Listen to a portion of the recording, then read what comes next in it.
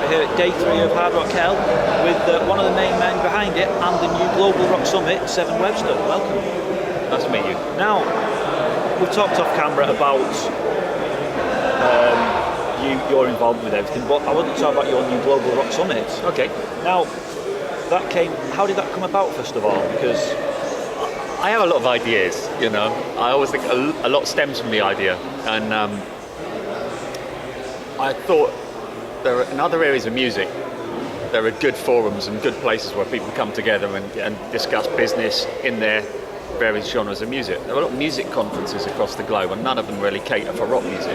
No. So if you are the owner of a metal label, or you're, you know, in a young rock band, you could go and attend MEDEM, or you can go and attend other music conferences, but you're not going to learn anything. There's not going to be anyone that's going to want to license necessarily your music, or you know, you're going to find it very, very hard. They might have a listening session, and they'll have someone that signed, you know, an X Factor, like Matt Cardell or something, and they're there.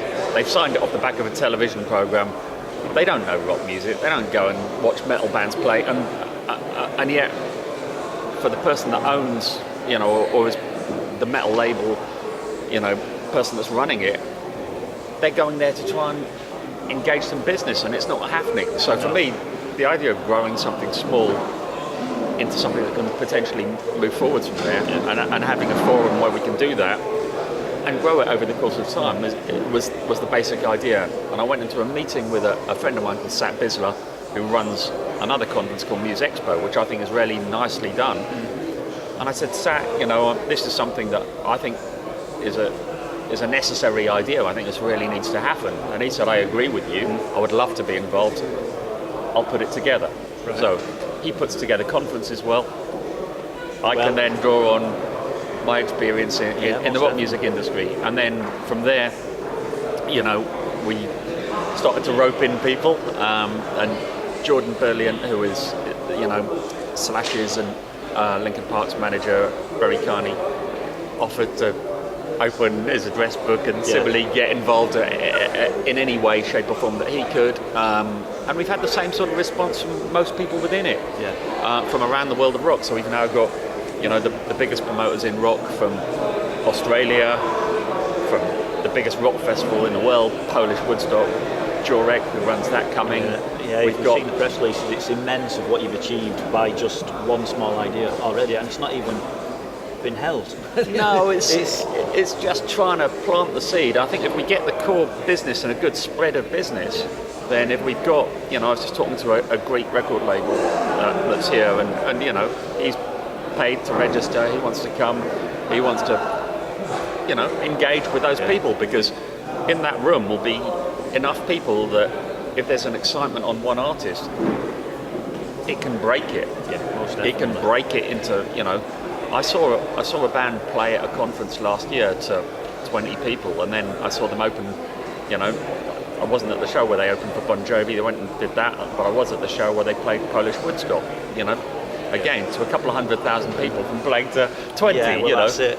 So I think this can do that, but in a more focused and much better way, and in this area of music that has nothing. No, and it's one of these that, even though we've been only going since February, we've looked and we've realised that you've got to help each other out.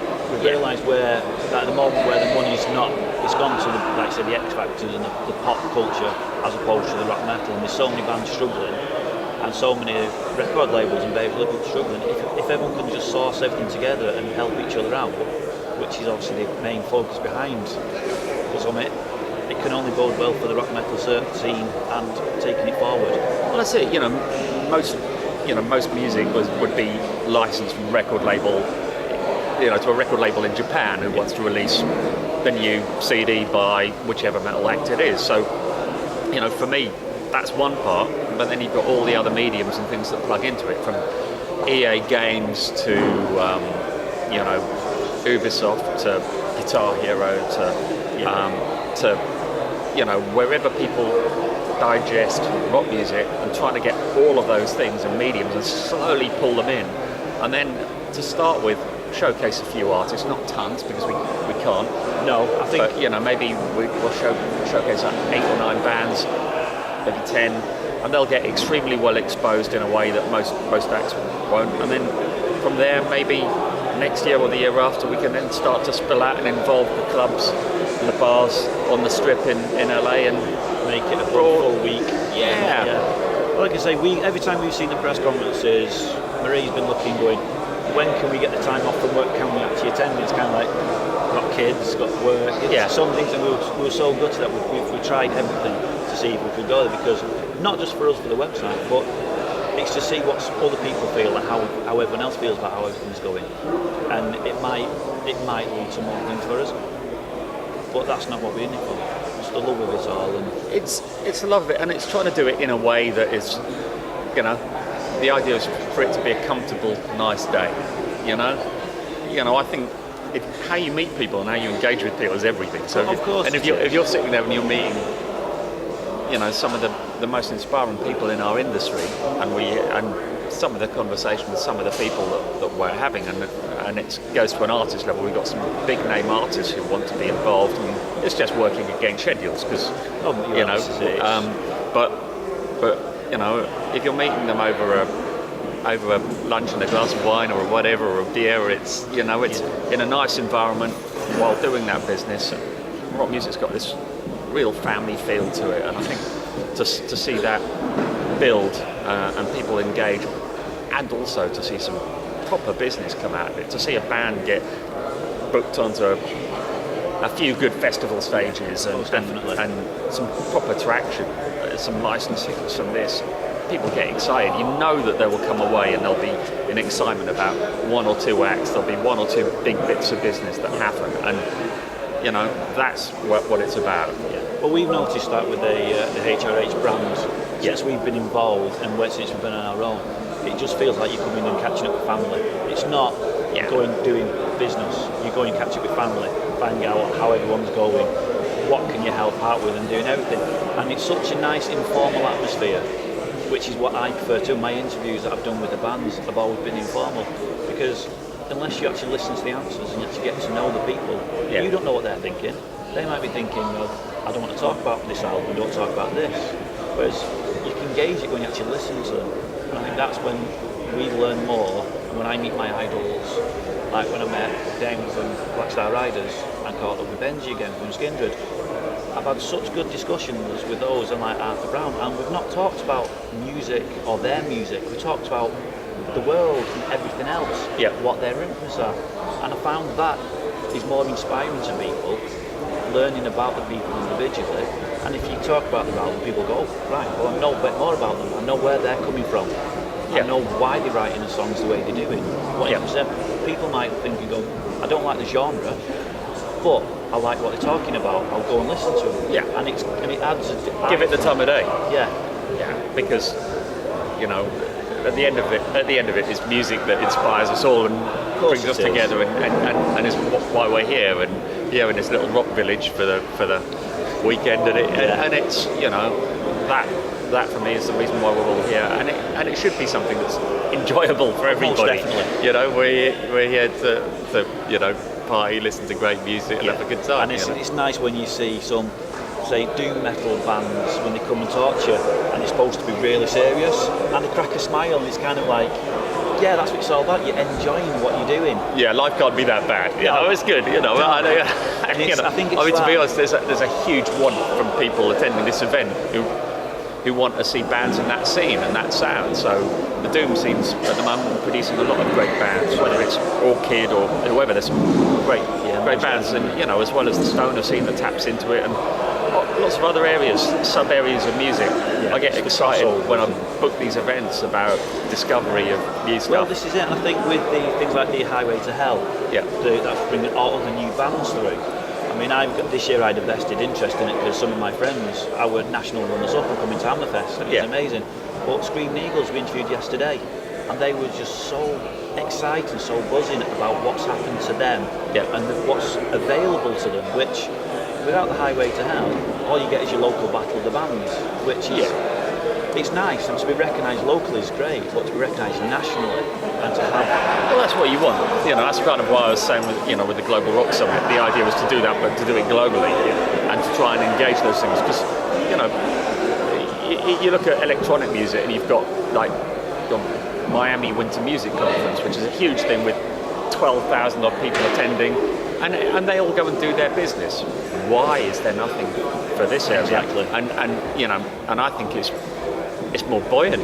I'd say, we've got such a great industry. People all over the world love British rock music. And we love lots of other rock music from all over the world. So here we've got booking these events. I book them all over the place. You don't know where you're going to find a great band from. No, and then all of a sudden it's that springboard. And I think it's nice that most bands, because of what you and the team and everyone have achieved doing this sort of thing, actually, when you talk to them, they actually recognise the importance of what you've done and give them the opportunity and the springboard, and they never forget that. Some of it is I still get excited. I take chances on things. So I like to break it up, and I remember putting, like I was saying, Visa on at Hammerfest. Yes, and that was for me it was just such a random band. I knew nothing about them. I thought, well, I like what I'm hearing. This is different. Let's put this on when the main stage shuts in the main room. Let's put this on the second stage. People want a good time. It's either going to work or it's going to fail miserably, and I'll sack myself.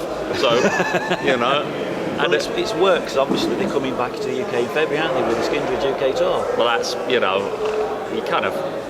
you've got to support the things you love, and it's like, hey guys, well, when we got to take this band out with you. With Visa, obviously they were on tour with Kane, obviously with the same label they're under, and I've become very good friends with Kane and Visa, and we talked, and after the interview we did with him, we took a ukulele and a didgeridoo to Hammerfest, and all the bands loved it, because again it was just out of the box. What can we do that's different? Since then, Visa were saying, well, we're coming up to UK in February. I said, right, well, if we can make sure I'm guest list, I can come and interview you, we'll catch up, we'll do something crazy again, because they're just a bunch of good guys that are just taking it out of the box. But that's it, and I also think when you've got great bands, I last night is a good example. You watched Black Star Riders, who were phenomenal, playing killer songs. They seem so much happier and on form than the last time when we had Lizzie play, and it was a really good. It was a great set. Well, I've loved Thin Lizzy most of my life. And when they came as Black Star Riders, it was an honourable decision of what they made to change the name and record under Black Star Riders. Scary decision, and we discussed this yesterday in the interview. But it's still, the new album's still Thin Lizzy in my opinion. There's still a heart there. So when they can see, and you can see them enjoying it more because they've broken free of the mould. They do things like that. If they get Phil Campbell to go and join them on stage. I mean, that is not going to happen. It's just one of those moments that everyone here can remember and will always be. Do you remember when Phil Campbell was on stage with Black Star Riders? It's kind of like, and then you get Skindred following it. That was the thing. The Skindred guys were all watching them, and Scott had been. The night before I'd seen Aria Skindred, and Scott had come up and said, I'm coming out and watch Skindred because I was, I've heard so much about this band and You're like, and the Skindred guys were all going, how do you follow that? Well, again, it's like you look at the build for tonight, and you look at who's kind of going to be following after Airborne and finished, and you kind of look, how do you follow that? Well, tonight's different. I think you kind of Airborne are stunning live. I think aside of managing Skindred, I think one of the other best live acts around Airborne. So for me, I'm always going to be happy when you got those two bands, and I thought Black Star would kill her. So those three bands at this event, I mean, it looks. I'll walk away a happy guy regardless, because on a personal taste level, I'll see three bands I absolutely love. Well, this is it, and it looks from last year. Obviously, when we were here, not outside the mosh pit, when Ree was lucky enough to contact you, he gave us the opportunity, and it was for Buck Cherry. As she's the UK's #1 mad fan, as the band know her from that one interview. It's gone to that next level here, and you can see it's going up and up, and it's starting prestating. The way it's going up, it's one of those great festivals, and the amount of fans that always come back for it every year. Before any bands are even announced for it, show that it's doing something, and it's going the right way. It's it's a joy to put together, and it's a lovely event to attend. And I felt that from the first one. When I first booked Twisted Sister at the first event, I thought, what am I doing? Twisted Sister, Butlins, I'm mad. This is and actually got down and had such a great time. and I came away from it, and it's a journey now. Yeah. You're like, I think okay. it's nice to see that you're still so passionate and so enjoying the booking the bands and wanting to take the chances on people. Because some people, and there's some festivals out there where they don't necessarily want to take that risk of putting some band that no one's heard of, and it's kind of like musical discovery is what it's about. I got into music through Mark Boland and T-Rex, and that was my way in, and I still discover music daily. I listen to hundreds and hundreds of bands a day, per week. That's my life. So Yeah, well, we found that, and then the more people we speak to from these events, the more things we get sent, and there's always a gem there somewhere. Yeah. Like say, last year at Hammerfest, Italian band Kane were here. Yeah. That album is one of my albums of the year because they were just such nice guys when you interviewed them, and the music was just so fresh and just there. It was nice to actually find someone and then realise what the music's about. There were such multi-genre bands that I'm booking, and I fell in love with a band called RSJ. RSJ. Well, we saw them on the Manchester UK Tour, American Head Charge, and it was a catch up with the guys because last time I saw them, we were very hungover. Hammerfest, very very hungover. They're good value.